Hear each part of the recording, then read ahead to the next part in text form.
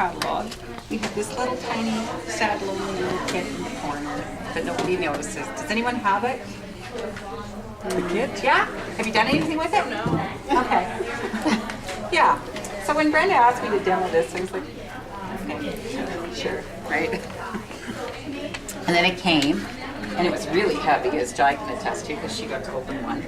And when it exploded all over my desk, I was like, wow, there's like so much stuff. I was pleasantly overwhelmed how much product is in here. They say that you can make 20 cards and 20 envelopes with this kit, which you can. But all the stuff that is still left over is phenomenal. And it's just limited only by your imagination. And I really stuck with this because I just wanted to show just the kit. Never mind all the stuff that we all have at home in our drawers that we could add to make extraordinary things like bags, tags, boxes, like all that extra stuff that you could do. I just wanted to see what's here. And it's also, I think, a really good tie-in with what Karina was talking about, these product-based classes, if you run classes at all.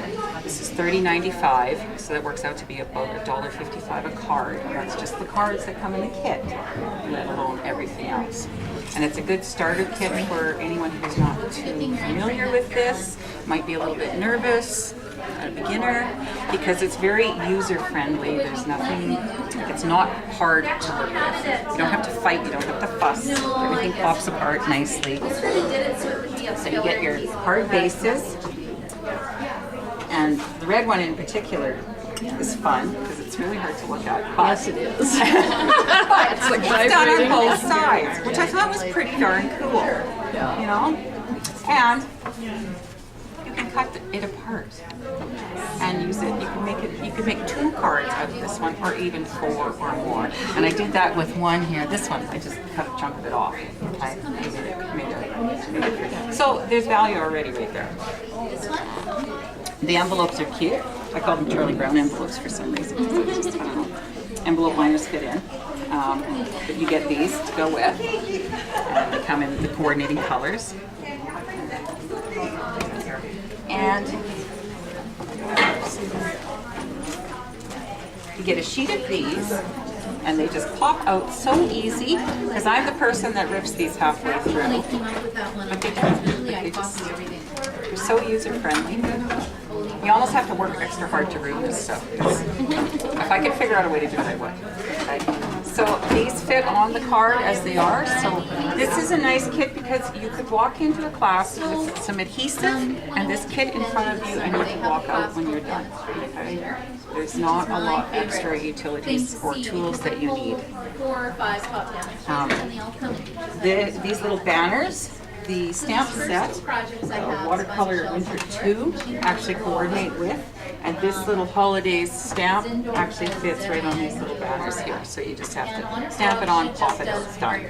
Okay? It doesn't even, you don't even have to cut the little banners, because I know sometimes that makes people cry if they don't know how to do that. But you don't have to do that. The letters are on watercolor paper, and it's quite a heavy gauge.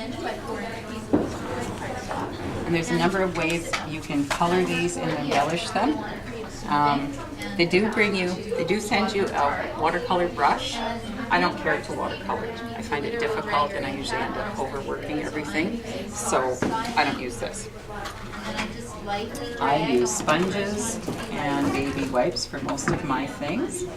So you can simply dab and then sponge over.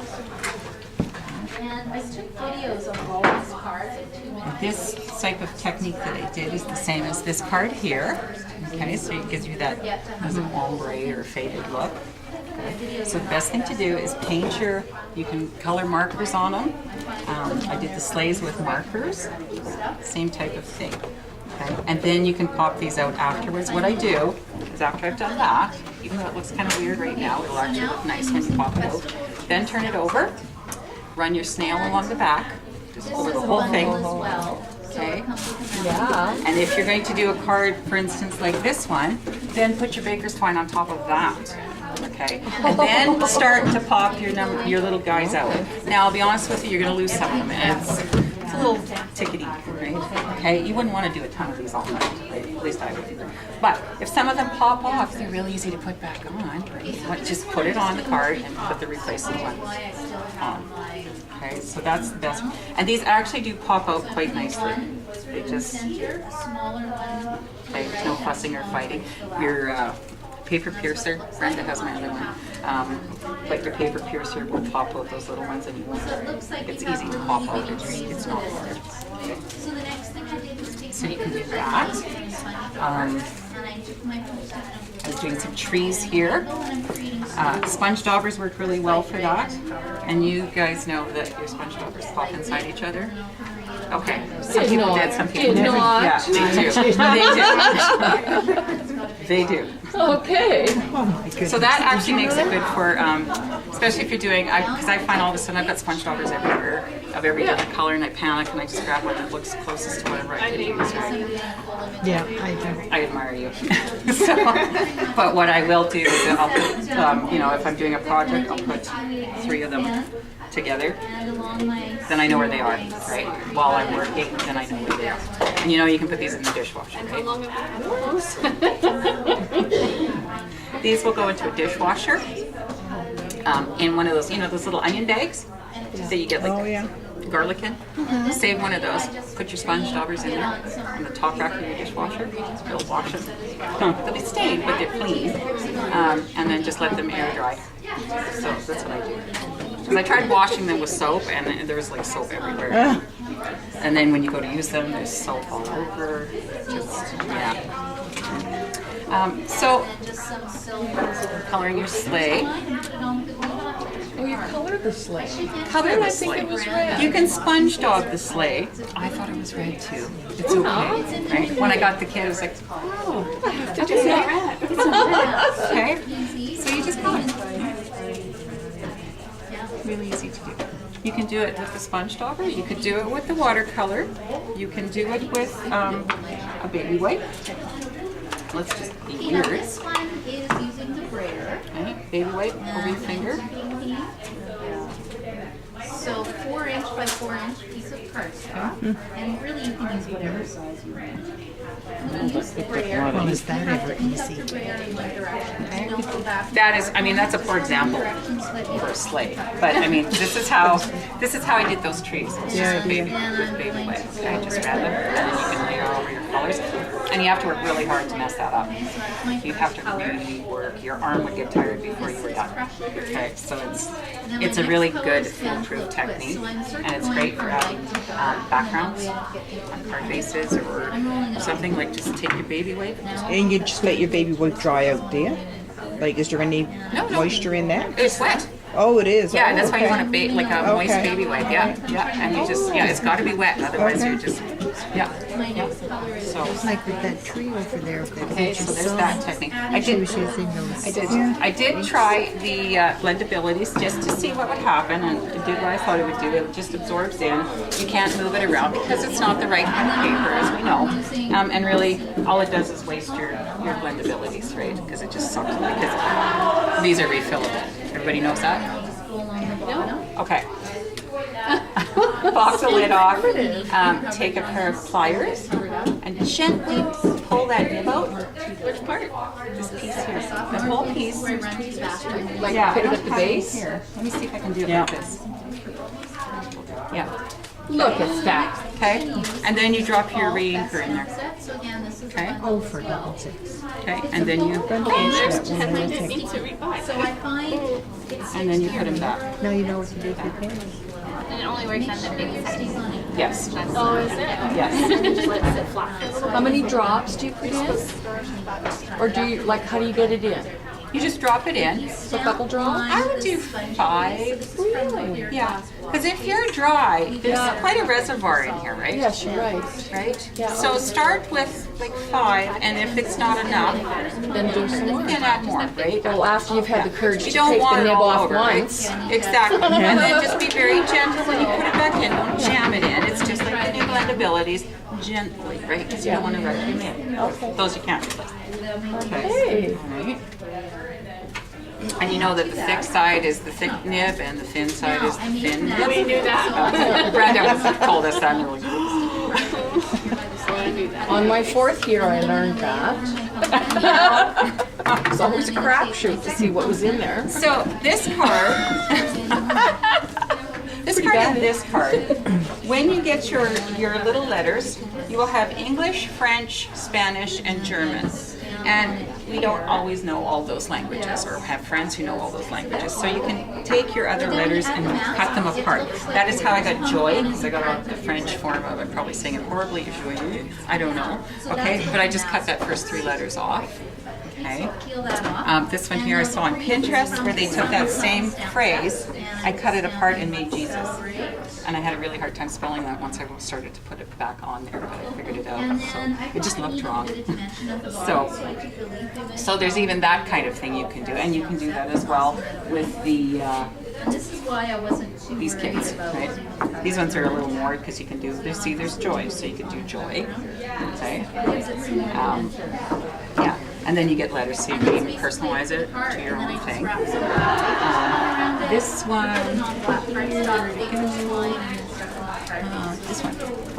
I had the Mary somewhere here, and it was already punched out. So I just put the negative image on top, sponge daubed it, okay, and popped it off, and then I had Mary on there. Yeah, stencil. And then I had made a mistake, and it ran over the side, so I was like, oh, I have to fix that. So then I took one of the parchment snowflakes. And if you do, like even these things, like the first time I went to pull one out, I was like, seriously, that's it. Like, there's no struggle, there's no stress. So I just put that on top randomly, and I dabbed with your sponge dauber. Okay. Don't rub, because you'll just rip your snowflake to shreds, right? But dab, and it's remarkable how little you have to do because it's so white, right? So you just get that nice soft, and I just randomly put it here and there.